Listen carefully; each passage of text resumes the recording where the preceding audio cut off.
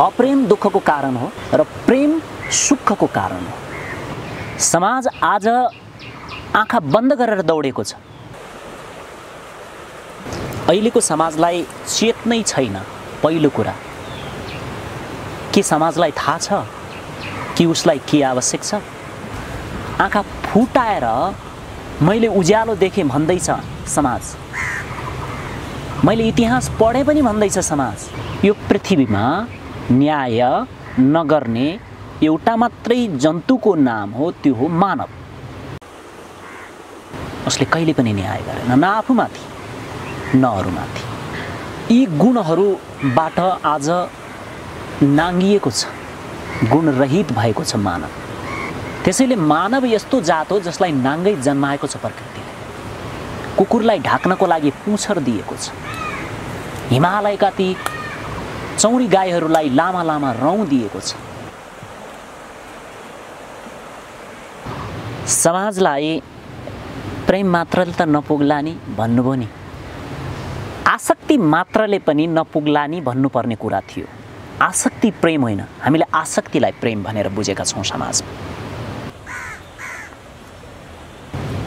सुखै सुख छ, गर्दैछौँ उल्टो काम। हामी काम उल्टो गर्दैछौँ। काम उल्टो गरेको कारणले हामी भन्दैछौँ कि हामी सफल भएनौँ। हामी कसरी मान्नु तपाईँको कुरा? यत्रो वर्ष भयो हामीले काम गरेको, केही फलेन, केही उम्रेन भन्छ। मैले दिएको मकैको बिउ भुटेर छरेछ उसले, अनि उम्रेन भनेर मलाई नै दोष लगाउँदैछ। यो समाज हो।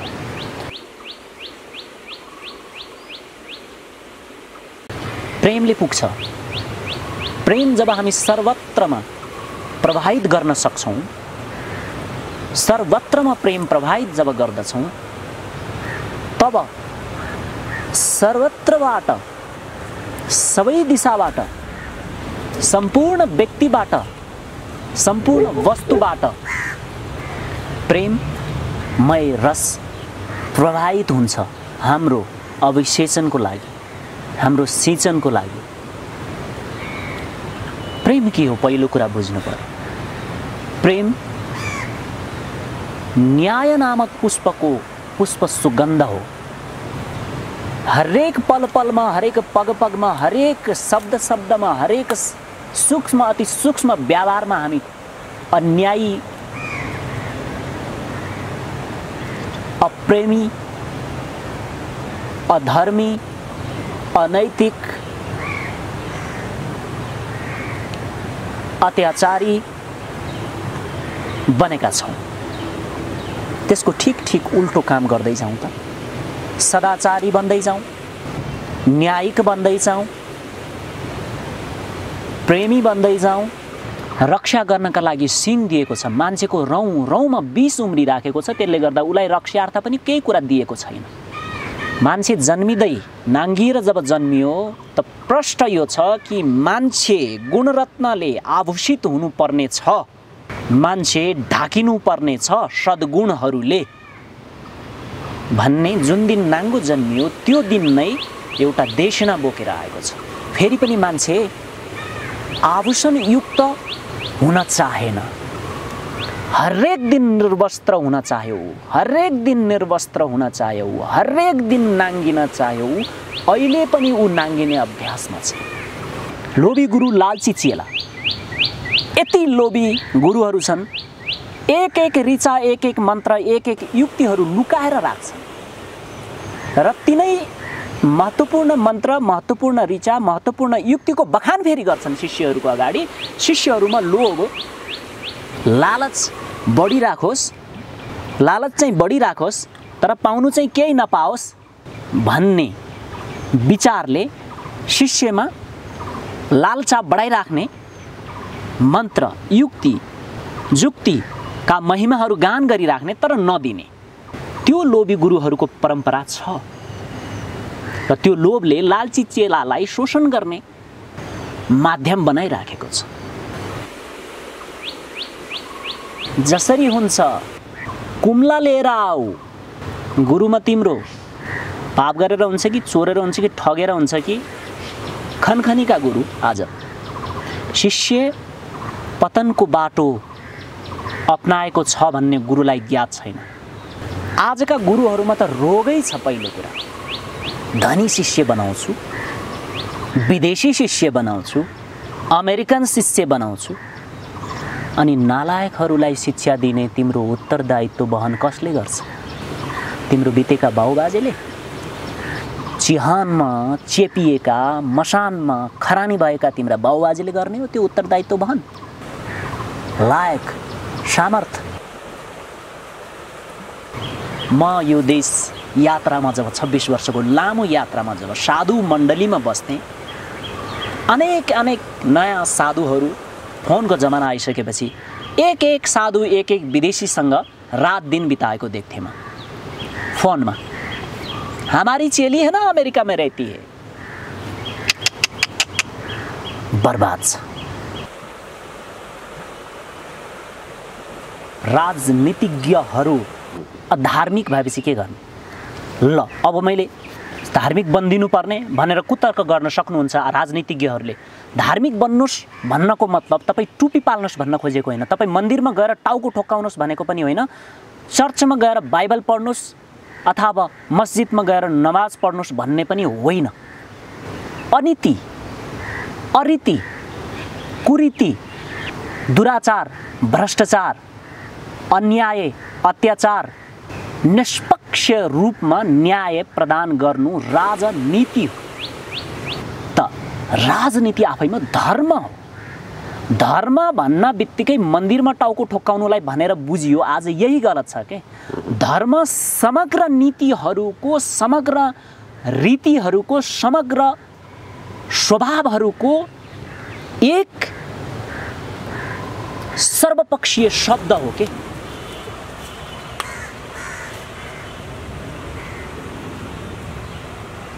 धर्म वहन गर्नको लागि, धर्ममा जिउनको लागि, धर्मको बोध गर्नको लागि यहाँ शास्त्रीय आचार्य विद्यावारिधि गरिराख्नु जरुरी छैन। प्रकृतिलाई, रीतलाई, ऋतुलाई बुझेपछि पुग्यो। धर्मको नाममा सम्प्रदाय र मतलाई मानवमाथि वहन गराउने प्रवृत्ति जबबाट सुरुवात भयो तबदेखि वास्तविक धर्म लोप भयो। वास्तविक धर्म हराएर गयो। स्वभावको धर्म, प्रकृतिको धर्म, ऋतुको धर्म, त्यो धर्म वास्तविक धर्म हो। धर्मको अर्को नाम हुँदैन के। शिष्य प्रभावशाली छ भने गुरुले मारिदिने र गुरुको सिंहासनमा बस्नको लागि, गुरुको सिंहासन प्रतिको आसक्तिले गुरुलाई मारिदिने, यी त अदृश्य कुराहरू छन् अझै। र गुरुहरूलाई अखण्ड ब्रह्मचारी बनाइराख्नको लागि महँगा, अत्याधिक महँगा उपभोगमा ल्याउने, यी अति सूक्ष्म कुराहरू त हजुरहरूले देख्नु नै भएको छैन, जसलाई समाजले धर्म मानिराखेको छ। हजारौं गणिकासँग उसको यौन सम्बन्ध भइसकेको छ, फेरि पनि ऊ आबाल ब्रह्मचारी छ।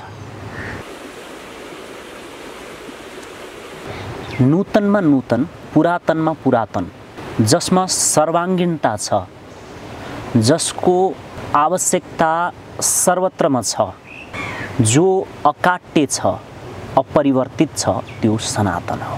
सबैको हितार्थ हुने जुन धर्म छ, त्यो धर्मको अन्वेषणको सिलसिलामा करिब अहिले 26 वर्ष पुरा हुँदैछ। र यही अन्वेषण, यही खोज, यही सम्पादनमा लागिरहँदा निकै सानो समयदेखि नै सनातनकै उपाधि यो समाजबाट मिलेको छ। जुन पृष्ठभूमिबाट तपाईँ युटर्न भएर यो पृष्ठभूमिमा आइपुग्नुभयो, त्यसको कारण के थियो? त्यसको उद्देश्य के थियो?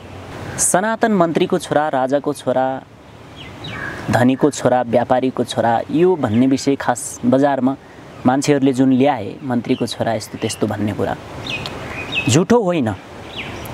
मेरो ठुलबुवा हजुरको कुरा हो त्यो। ठुलबुवा हजुर चाहिँ वन तथा भू संरक्षण मन्त्री भइसक्यो। मेरो बुवा हजुर चाहिँ पञ्चायत प्रधान पनि हो पछिल्लो समय। अर्को कुरा, पुरानो परिचय दिँदा त्यहाँको 12वटा राज्य, 12वटा राज्यको हामी एउटा राज्य, सानो राज्य, पहिला 5 गाउँको राज्य हुन्थ्यो, 5 घरको पनि राज्य हुन्थ्यो। त्यस्तै त्यहाँको राजा रजौटा पनि हो। महाराजा किर्तुसिंह, सेतुसिंह, जगतुसिंह, मन्दिरसिंह, मेरो बुवा हजुर धनुसिंह इत्यादि उहाँहरू त्यहाँको राजा रजौटा हो, जसलाई भुरे टाकुरे राजा रजौटाहरू भन्ने कुरा चल्थ्यो। त्यसमा 2224 भन्ने पनि थियो। 2224 त मान्छेले प्रश्न बुझ्लान्। भुरे टाकुरे भनेको के त? भुरे भनेको सेता, भुरा टाकुरा अथवा भुरे टाकुरे, टाकुरा अनि टाकुरे। टाकुराहरू भुरा भनेको सेता टाकुराहरूमा बसेर सुशासन, सुव्यवस्था र संरक्षणको उत्तरदायित्व वहन गर्ने राजाहरू। अहिलेको जस्तो धान फल्ने खेतमा घर खडा गर्ने होइन, जहाँ रुख बिरुवा नउम्रिने गरगज ढाड भन्छ नि, त्यस्तो ठाउँमा टाकुराहरूमा गाउँ बसाएर, बस्ती बसाएर, दरबार बनाएर, अन्न बाली फल्ने खेत पाखाहरू बचाएर सुशासनको सञ्चालन गर्ने जुन पद्धति थियो त्यो चाहिँ भुरे टाकुरेहरूमा थियो। सेता टाकुराहरूबाट शासन सुशासन सञ्चालित गरेको कारणले भुरे टाकुरे भनेको। जुन प्रशस्ति छ राजाहरूको, गिरिराजबाट सुरु हुन्छ भने उताको राजा रजौटाहरूको प्रशस्ति चाहिँ गगनादि गिरिराजबाट सुरु हुन्छ। गगनादि भनेको के?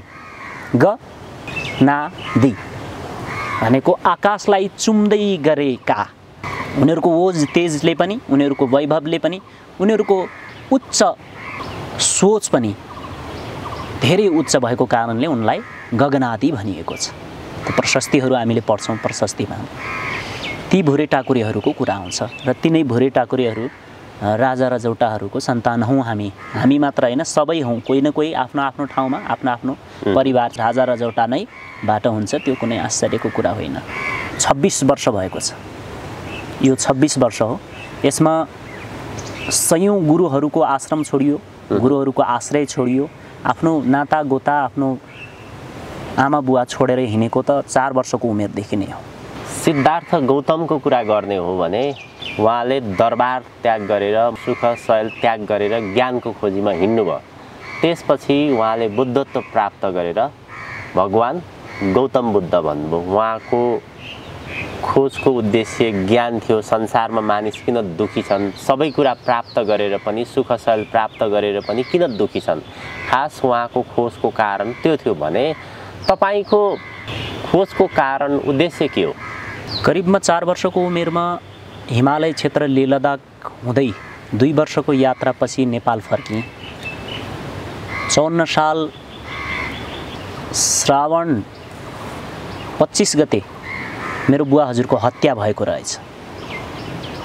55 को नजिक म नेपाल फर्केको थिएँ। त्यसपछि बुवा हजुरको हत्या, त्यसपछि समाजमा भएको हिंसा, त्यो हिंसा हत्याको कारण समाजमा सुखी हजारौं घोडा भेडाहरू, हजार गरगहनाहरू, हजारका सुव्यवस्थाहरू समाजमा हुँदा पनि मान्छे दुखी छ र नहुँदा पनि दुखी छ। दुःखको कारण को खोजियो केवल, र दुःखको कारण प्रष्ट भयो। कारण खोजी गर्नुपर्ने जरुरी देखिएन। दुःखको कारण कोही धनले दुखी छन्, कोही निर्धनताले दुखी छन्। दुःखको कारण प्रष्ट छ, दुःख प्रष्ट छ। खोजी हो दुःखको निवारण कसरी गर्न सकिन्छ। 6 वर्षको उमेरदेखि 8 वर्षको उमेरसम्म 2 वर्ष निरन्तर हिमालयवास भयो। गाई भैँसी सँगै हिमालयवास, यो कर्णाली क्षेत्रको हिमालय क्षेत्रमा 2 वर्ष निरन्तर त्यहाँ बस्दै जाँदा, त्यहाँ एउटा ध्यान साधना गर्दै जाँदा, जुन म लेह लद्दाखमा गर्थेँ, त्यस्तै साधनाहरू गर्दै जाँदाखेरि 8 वर्षको उमेरमा सिद्धत्व प्राप्त भएको छ। सिद्धत्व प्राप्त भनेको कुन सिद्धत्व त? सिद्धत्वका पनि हजारौं पद्धतिहरू छन्, हजारौं पक्षहरू छन्। एक सिद्धिहरूको सिद्ध, एक अस्तित्वको सिद्ध, अस्तित्व बोधको सिद्ध। सिद्ध कोही पानीमा हिँड्ने सिद्ध हुन्छ, कोही हावामा उड्ने सिद्ध हुन्छ। कुनै कार्यमा दक्षता हासिल गर्नु सिद्धत्व प्राप्त गर्नु भनिन्छ। त सिद्धत्व के त भन्दा जगत र चेतना, जड र चेतनको शाश्वतता, सनातनता, नूतनताको बोध 8 वर्षको उमेरमा भयो। सृजनशील जगत विसर्जनशील जगत, असृजित जगत, यसको शाश्वतता र चेतनाको कुरा। ईश्वर कुन दिन हराएको थियो र खोज्नु, दुःखको कारण कहाँ अव्यक्त छ र खोज्नु। खोज्नुपर्ने विषय भनेको त्यो हो, अव्यक्त छ सुख। किनकि यदि सुख व्यक्त छ भने सुख समाएर बसेको कोही देखिँदैन। हरेक कोही हरेक दिन हिँडिराखेको छ, हरेक दिन हरेक कोही दौडिराखेको छ। किन दौडेको भनेर सोध्नुहोस्। दौडेर के प्राप्त गर्नु छ र? उसले उत्तर दिन्छ, सिधै नभन्ला उसले कि म सुखको खोजीमा दौडेको छु। उसले भन्ला म तरकारी किन्न दौडेको छु, म एमबिबिएस गर्नको लागि पढ्दैछु त्यसैले बिहानै कलेज दौडेको छु, या म पाइलट बन्ने हो भविष्यमा पढाइको लागि दौडिँदैछु। उसँग कुनै लेन देन छैन पाइलट बन्नको लागि ऊ दौडेकै होइन। पाइलट बनेपछि धेरै पैसा कमाइन्छ, धेरै पैसा कमाएपछि आफूले चाहेको सबै कुरा पुरा हुन्छ र म सुखी हुन्छु भनेर उसले परिकल्पना त्यो गरेको छ। त्यो परिकल्पनालाई पुरा गर्नको लागि ऊ दौडेको। वास्तवमा उसको लक्ष्य पाइलट बन्नु होइन, न उसको लक्ष्य डक्टर बन्नु हो, उसको लक्ष्य हो सुख प्राप्त गर्नु। सुख कुन बाटो समाउँदा प्राप्त हुन्छ? अबको अवस्थामा सुख कसरी प्राप्त गर्ने, आजको महत्त्वपूर्ण विषय भनेको सुख आज कसरी प्राप्त हुन्छ। या बुद्धको अष्टाङ्गिक मार्ग, या पतञ्जलिको अष्टाङ्ग योग, या भगवान शिवको अष्टमैथुन, या अष्टपास मुक्तिको पद्धति। आज सरल छ, आज सुख प्राप्तिको बाटो एकदम सरल छ। यी सबै कुरा अयोग्य हुन् भनेको होइन, यी सबै कुरा व्यर्थ छन् भन्न खोजेको पनि होइन। आज सुखको खोजी एकदम सजिलो छ। त्यो हो मैत्री, प्रेम।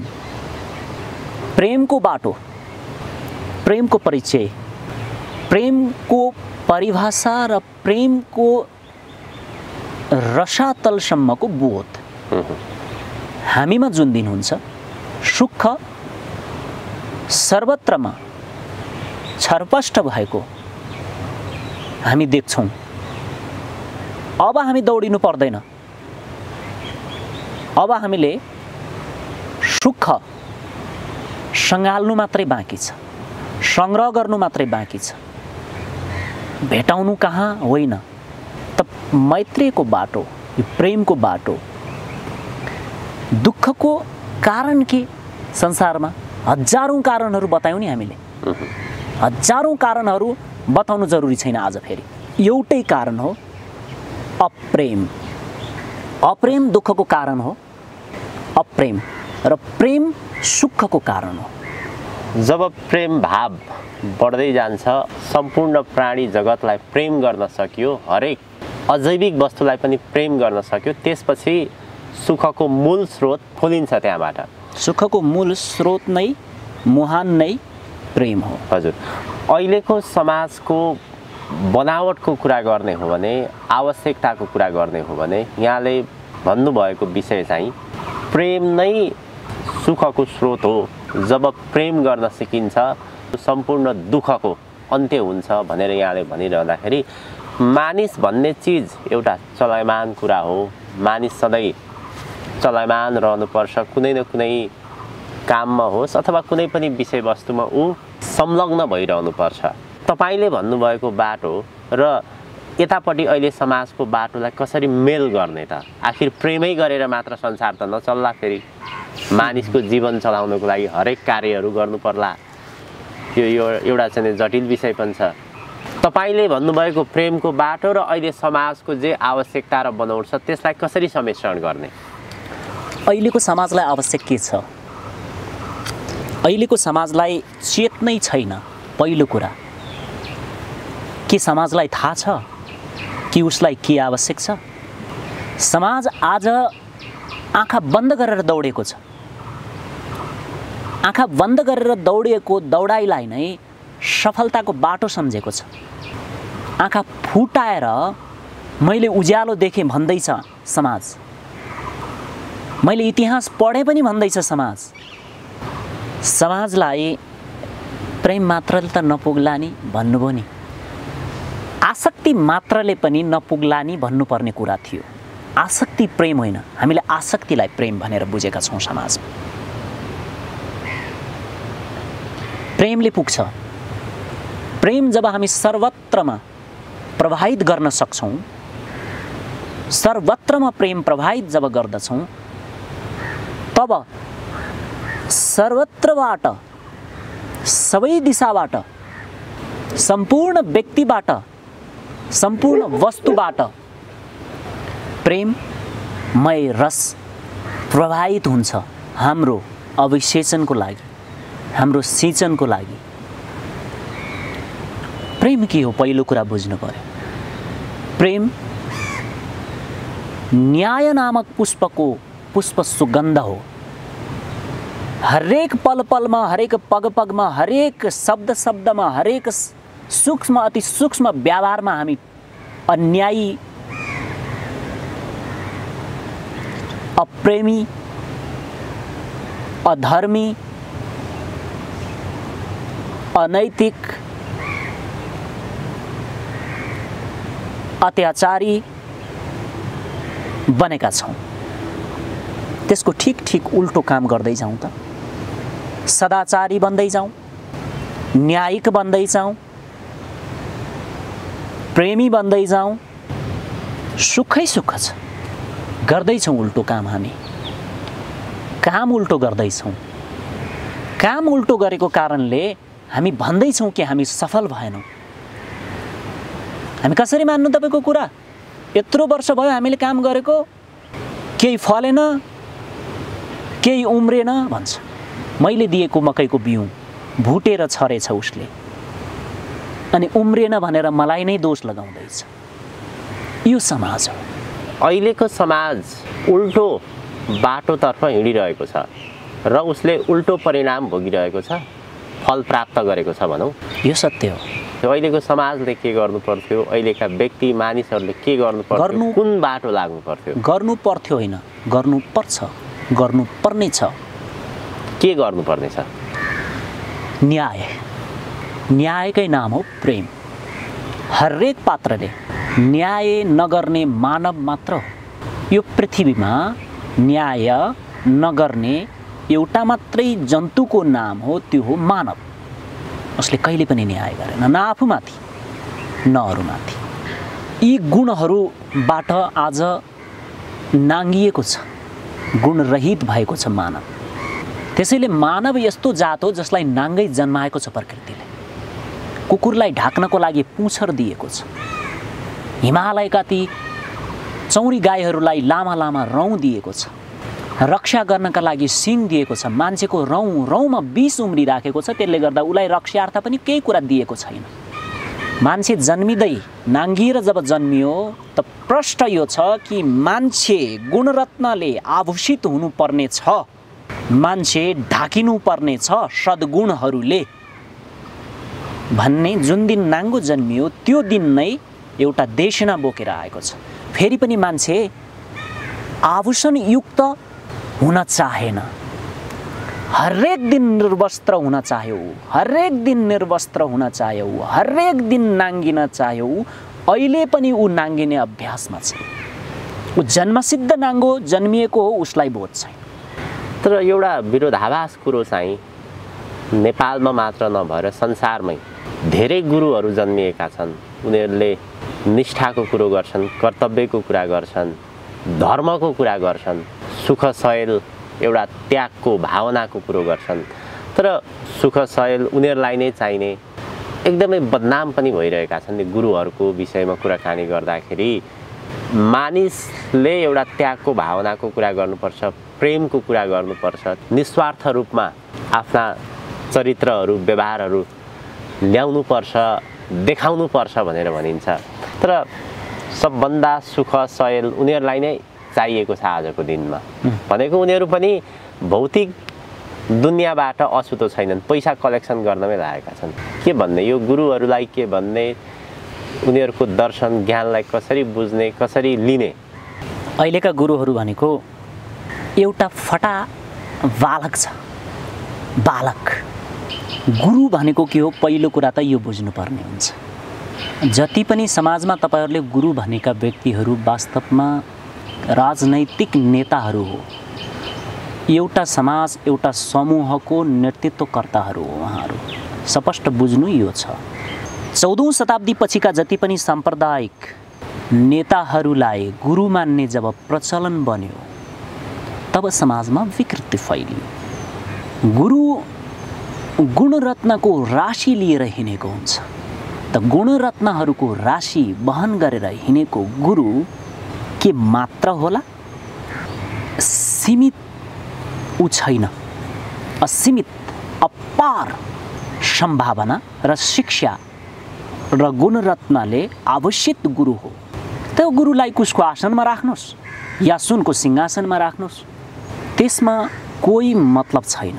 तर जब गुरुको नाममा सम्प्रदायहरू 14औं शताब्दीपछि सञ्चालित भए, खडा भए, ती हजारौं सम्प्रदायहरूका प्रमुख व्यक्तिहरूलाई गुरु मानियो के केवल त्यो व्यक्ति प्रमुख भएर चुनिएको भरमा उसलाई गुरु मानियो। वास्तवमा त्यो प्रतिष्ठा जुन पदमा परिणत भयो, त्यो उच्च अवस्था जब पदमा परिणत र पदमा सीमित भयो, त्यो पद प्राप्तिको लागि नै त्यहाँभित्र खुन खराबाहरू छ। त्यो त अझै तपाईँहरूले अदृश्य कुरा हो कि देख्नै नै नपाएको कुरा हो। शिष्य प्रभावशाली छ भने गुरुले मारिदिने, शिष्य प्रभावशाली छ भने गुरुले मारिदिने र गुरुको सिंहासनमा बस्नको लागि गुरुको सिंहासन प्रतिको आसक्तिले गुरुलाई मारिदिने, यी त अदृश्य कुराहरू छन् अझै। र गुरुहरूलाई अखण्ड ब्रह्मचारी बनाइराख्नको लागि महँगा अत्याधिक महँगा गणिकाहरूको उपस्थिति र प्रयोग उपभोगमा ल्याउने, यी अति सूक्ष्म कुराहरू त हजुरहरूले देख्नु नै भएको छैन। यी सब रीत अथवा ऋतु विपरीत धर्महरू हुन् जसलाई समाजले धर्म मानिराखेको छ। हजारौं गणिकासँग उसको यौन सम्बन्ध भइसकेको छ, फेरि पनि ऊ आबाल ब्रह्मचारी छ। यी विकृतिहरू छँदैछन्। सुकृति स्थापना कसरी हुन सक्छ? अबको कुरा यो सुकृति के हो?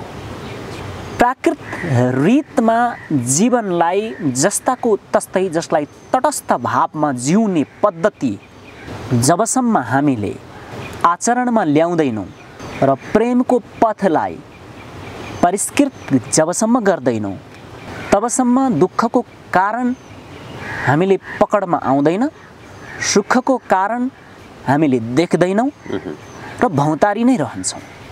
र गुरुहरूका विकृतिहरूको कुरै नगरौँ। जति हामीले देखेको छौँ त्यति हजुरहरूले देख्नु भएको छैन। समुद्रदेखि लिएर शिखरसम्मको यात्रा गर्दा गुरु कसरी बसेका छन्? लोभी गुरु, लालची चेला। यति लोभी गुरुहरू छन्, एक एक ऋचा, एक एक मन्त्र, एक एक युक्तिहरू लुकाएर राख्छन् र तिनै महत्त्वपूर्ण मन्त्र, महत्त्वपूर्ण ऋचा, महत्त्वपूर्ण युक्तिको बखान फेरि गर्छन् शिष्यहरूको अगाडि। शिष्यहरूमा लोभ, लालच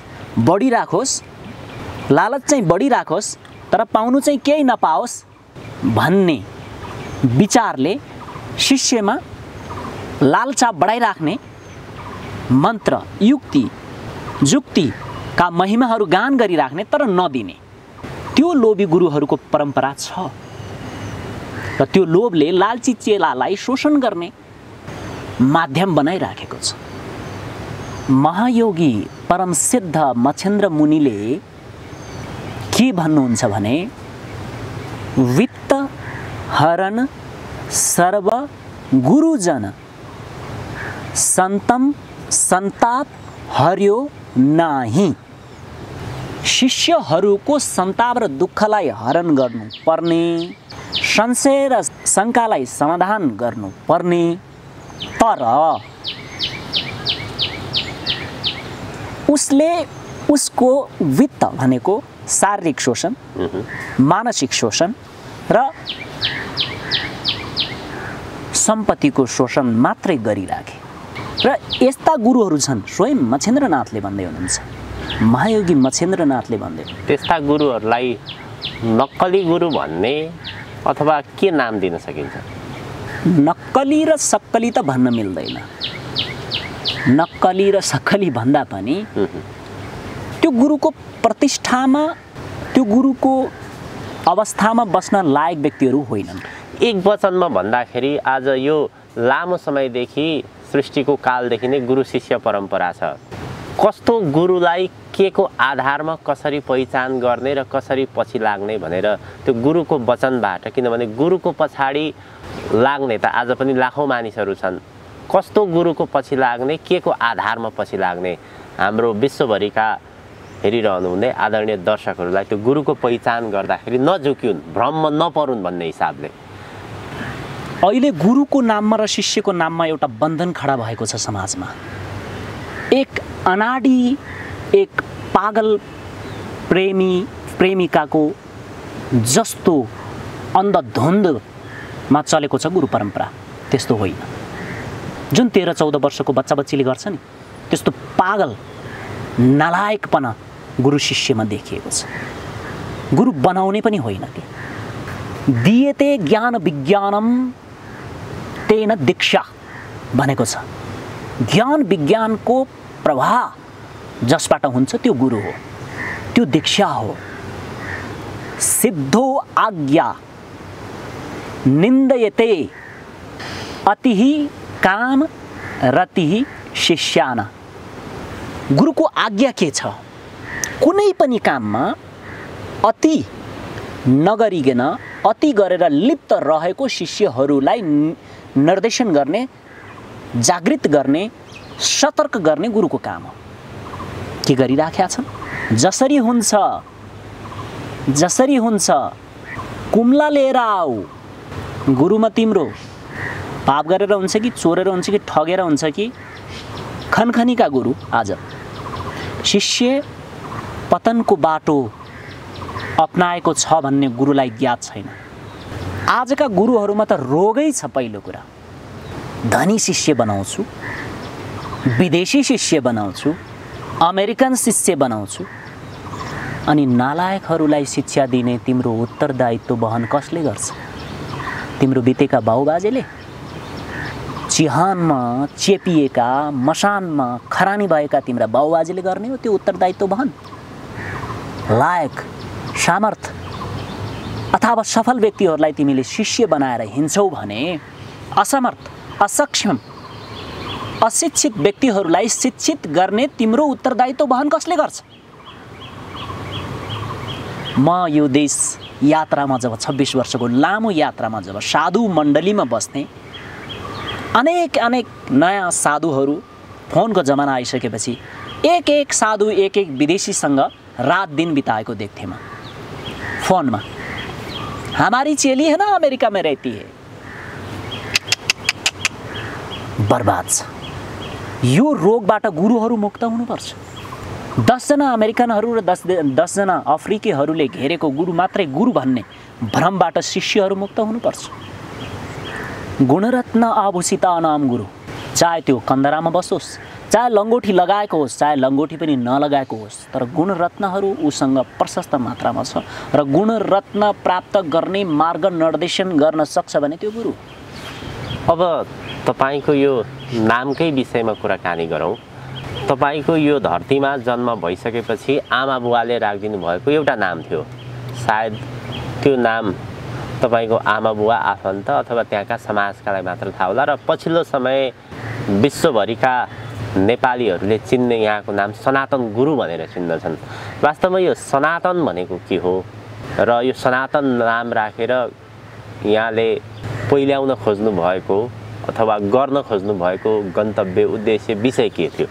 सिद्ध धर्म सङ्घ, सिद्ध धर्म सङ्घ मेरा हजारौं हजार सिद्धहरूको निर्देशन, देशना र सत्पथ दर्शनबाट जुन बाटो हिँडिराखेको छु त्यो सनातन पथमार्ग हो।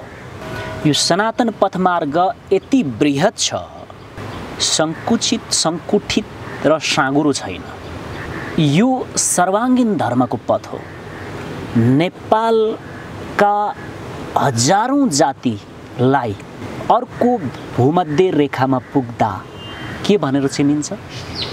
गोरे, काले, थामी, झाँक्री, कोचे, मेचे, राउटे, दमाई, कामी, सार्की, ठकुरी, साई, बाहुन, कार्की, केही भन्दैन नि। त्यहाँ के भन्छ?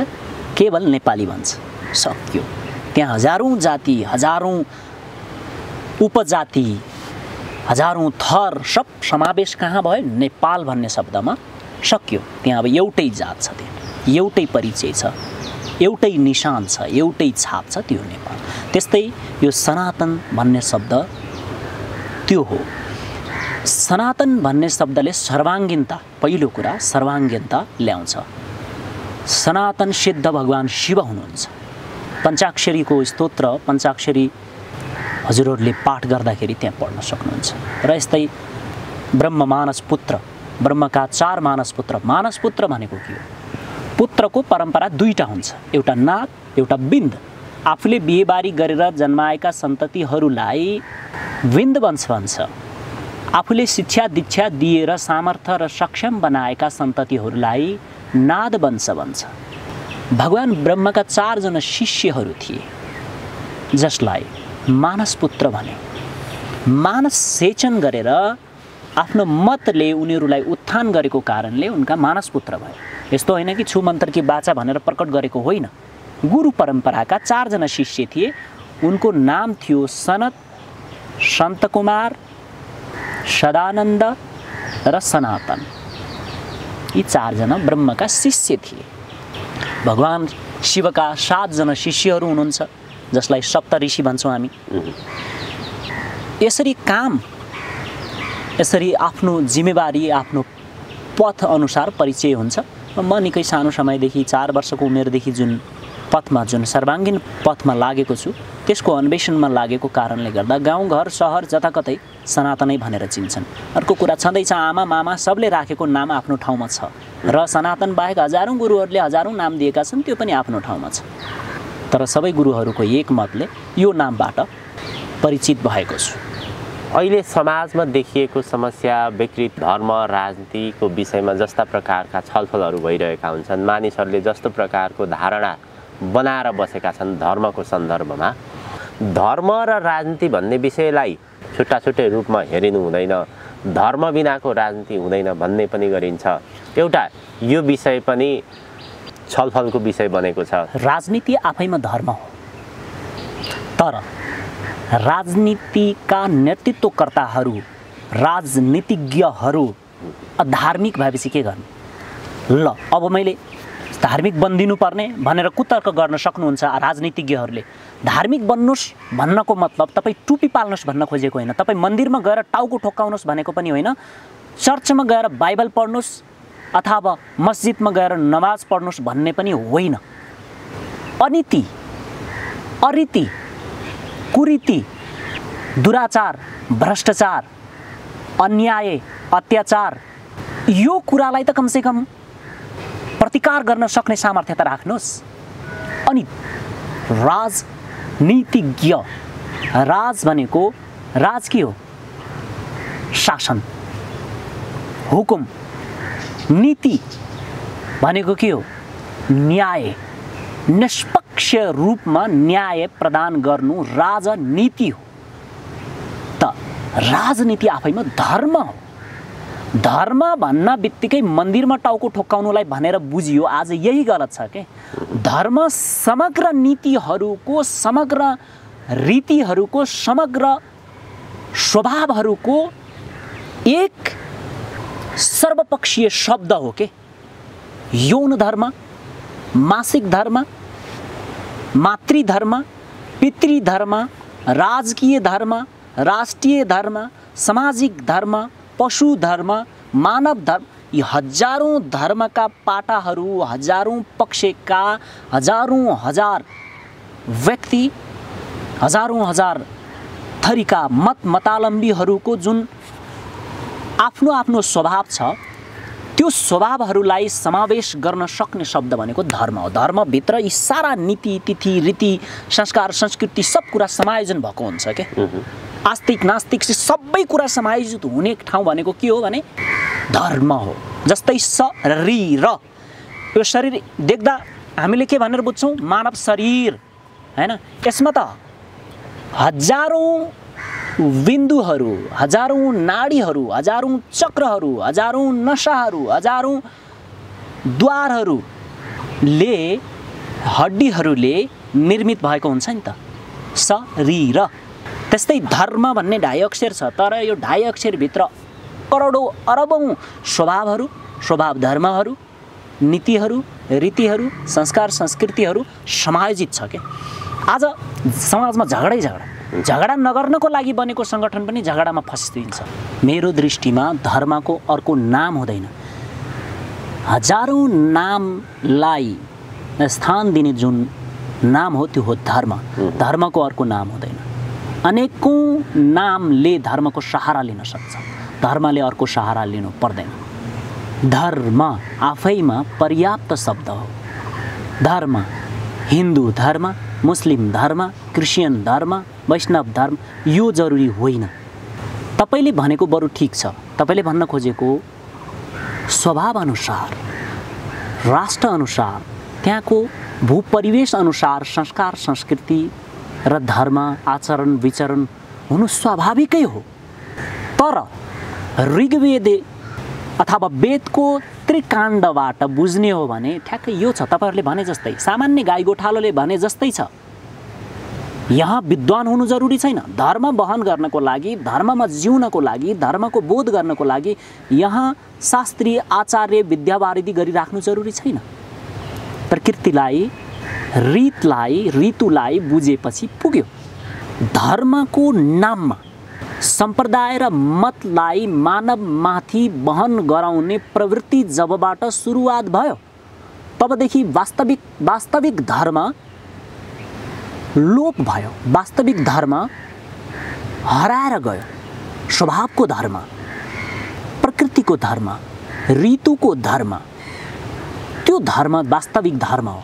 धर्मको अर्को नाम हुँदैन के। धर्म यस्तो शब्द हो संसारभरिको कुराहरूलाई र स्वभावहरूलाई आफूमा समायोजन गर्न सक्ने अवस्था हो, जसलाई हामी समुद्र भन्छौँ नि। समुद्रले कुनै नदीको सहारा लिनुपर्छ? कुनै अर्को नामको सहारा लिनुपर्छ? पर्दैन। त्यस्तो नाम हो धर्म। हजारौँ रत्नहरूले भरिएको समुद्रको नाम जस्तै समुद्र छ, त्यस्तै हो धर्म। त आज 4वटा पानाको विधान तयार गरेर एउटा सङ्गठन दर्ता गरेपछि त्यो सङ्गठनलाई धर्म भन्ठान्यौँ हामीले। त्यो होइन। धर्म जस्ताको तस्तै पढाउन सक्नुपर्छ हामीले। सम्प्रदाय पढाएर आफ्नो निजी सिद्धान्त र मत बोकाएर धर्म बोकाउँदैछौँ भन्न पाइँदैन। यहाँ प्रसिद्ध धर्मसँगले यही काम गर्दैछ, यही अभ्यास गर्दैछ। सिद्धहरूले स्वभाव पढाए, स्वभाव धर्म बताए, सँग शक्तिको, सँग आवश्यकताको, सँग उत्तरदायित्वको बोध गराए। त हजारौँ यी सिद्धहरूको दिशानिर्देशन अनुसार समाज यदि रीतमा आधारित रहेर जीवन जिउने पद्धतिलाई आरम्भ गर्छ, स्वीकार गर्छ, अनि यहाँ सुख प्रेम बाहेक अरू प्रवाह हुने कारणै देखिँदैन, त संसारमा सिद्ध धर्म सङ्घले प्रेमको प्रवाह गर्ने र प्रेम प्रतिष्ठापन गर्ने काममा लागिराखेको छ। त्यसमा सारा हजारौँ ऋषि ऋषिकाहरू, आधुनिक ऋषि ऋषिकाहरू जो छ, सन्यासी बन्ने, टुपी काट्ने रे, यो गर्ने रे, आमा बाउ छोड्ने रे, श्रीमती, धर्मले त्यो भन्छ। धर्म के हो पहिलो कुरा जस्ताको तस्तै पढाउन सक्नु पर्यो। जङ्गलमै बस्नुपर्ने भन्ने छ या सहर पस्नुपर्ने भन्ने छ। स्वभाव धर्मले के भन्छ त्यो अनुसार जिउने हो हरेक व्यक्तिले। थियो 10वटा बिल्डिङ थियो बजारमा, उसलाई मन परेन, उसको हजारौँ वर्षको पूर्व संस्कार छ कि जङ्गलमा बस्नुपर्ने, ऊ जङ्गल पस्यो, कुटी बनायो, बस्यो, त्यहाँका कन्दमूल खायो, उसको स्वभाव धर्म हो। अब उसलाई जबरजस्ती सहर ल्याउन खोज्दैछौँ भने ठुलो हिंसा निम्त्याउनुपर्छ र त्यो हिंसा भइराखेको पनि छ। विषयवस्तुहरू धेरै छन् गुरु, किनभने यो विषयहरू एउटै बसाइमा छलफल गर्न सम्भव नहोला। फेरि पनि हामी थुप्रै विषयवस्तुहरू छन्, अन्य बसाइमा छलफल गर्छौँ। समग्रमा आजको कार्यक्रमको निचोडमा अहिले विशेष गरी धर्मको सवालमा, राजनीतिको सवालमा, ज्ञानको सवालमा जस्ता प्रकारका समस्या विकृतिहरू भोगिरहेका छन्, यसको एउटै मात्र समाधानको बाटो अन्तिममा एक लाइनमा के हुन सक्छ? समग्र पक्षमा न्याय। सारा दुनियाँभरिको मानवले, सारा दुनियाँभरिको प्रतिनिधिहरूले, सारा दुनियाँभरिका अगुवाहरूले र सारा व्यक्तिहरूले आफू र आफ्नो समाजमा न्यायको प्रवाह गर्न सक्यौँ भने प्रेम रस प्रवाह आफै हुन्छ र हरेकको घर घरमा, हरेकको मस्तिष्कमा, हरेकको हृदयमा प्रेम प्रस्फुटित हुन्छ। सिद्ध धर्मसँगको यही लक्ष्य हो। मानिस अज्ञानताको बाटोमा अथवा जुन बाटो नहिँड्नु पर्ने हो त्यो बाटो अघि यहाँले भन्नुभयो नि, अहिले संसारमा सबै जनावरहरूले, चराचुरुङ्गीहरूले, माटोले, नदी नालाले, प्रकृतिले आफ्नो धर्म निभाइरहेका छन्, आफ्नो कर्तव्य निभाइरहेका छन्, न्याय दिइरहेका छन्। संसारमा एउटा मात्र प्राणी मानिस जसले न्याय गरिरहेको छैन। सर्वत्रमा अन्याय गर्दै हिँडेको छ, सर्वत्रमा अन्याय गर्दै हिँडेको छ, त्यो हो मानव। त्यही अन्यायको जगले, अन्यायको कारणले, अन्यायको कर्मले गर्दा समाज ध्वस्त भइराखेको छ, समाजले दुःख पाइराखेको छ। हस्, अत्यन्त धेरै धन्यवाद गुरु यहाँको महत्त्वपूर्ण समय र विचारको लागि। हामी फेरि पनि अन्य विषयवस्तुहरू, समस्याहरू अर्को बसाइमा कुराकानी गर्नेछौँ। हो, धन्यवाद।